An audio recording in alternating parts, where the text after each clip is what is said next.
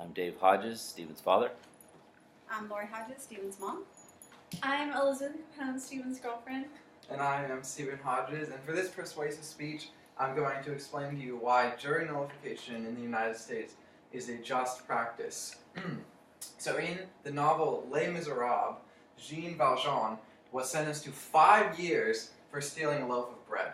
This in the novel was portrayed as a very extreme and harsh punishment, but in actuality, compared to our system today, that is actually a very just and merciful penalty. That's how bad our system has gotten. Now, these are my sources for this presentation. So as a roadmap for this presentation, first I'm going to give an overview of what jury nullification actually is and like the concept of it. Then I'm going to explain the problem that we're facing today and how jury nullification is the solution to that problem. So jury nullification is the concept where a jury actually nullifies a law by giving a verdict of not guilty, even though they think that the defendant actually committed the crime. Now, this is usually due to protesting the law itself, and jury nullification has a very long and colorful history in the United States. For example, in the Zenger trial in colonial times, the British government tried to try a man named Peter Zenger for libel when he criticized the colonial government. But the jury, even though he was guilty of criticizing the government, chose to nullify the law because it was unjust that someone in the press would be punished for the mere act of criticizing the government. Now, this proves that jury nullification actually helps solidify the concept of freedom of the press in the United States. But why is it so important today? Let's look at the problem. In our system, the penalties have gotten far too severe. There's a concept called the 3 strikes law, which essentially means that if you commit 3 felonies, you are automatically sentenced to life imprisonment, which doesn't sound like a bad idea. But if you think about it, even minor parole violations count as felonies, which is why we have such horrifying examples, such as people getting life imprisonment for stealing a pair of socks, for refusing to refund an air conditioning repair job, or for stealing videotapes. Now, these penalties are both unjust for the person who has to be in prison for life and the society that has to pay to take care of them for the rest of their life.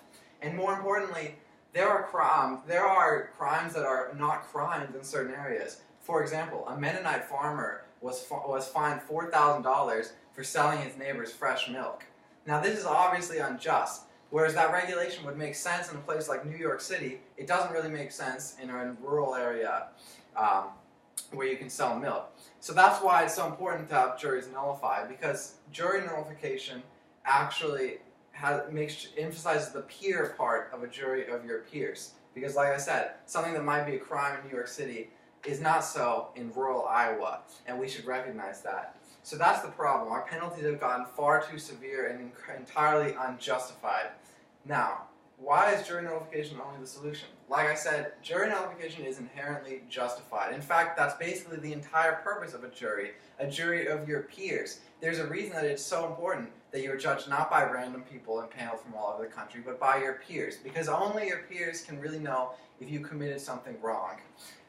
It keeps justice local, which is better than some broad federal government dictating cultural norms throughout the entire country. It is part of the fundamental purpose of a jury.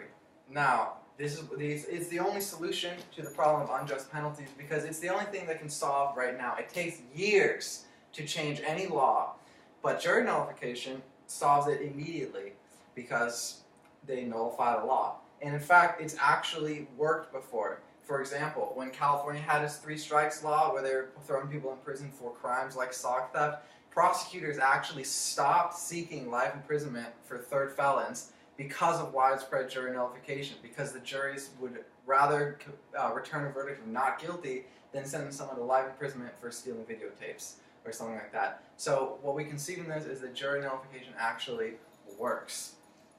So in summary, our laws are grossly out of control and grossly disproportionate to the crimes that are actually being committed. And jury nullification is a great solution because it has a great history in the United States. It's inherently just, fulfilling the peer part of a jury of your peers, and it stops bad laws immediately rather than taking the political process, which takes years and years, if it ever happens at all. It's the only thing that can fix a failed system. I hope that you found this enjoyable and informative. Thank you. I gotta make sure it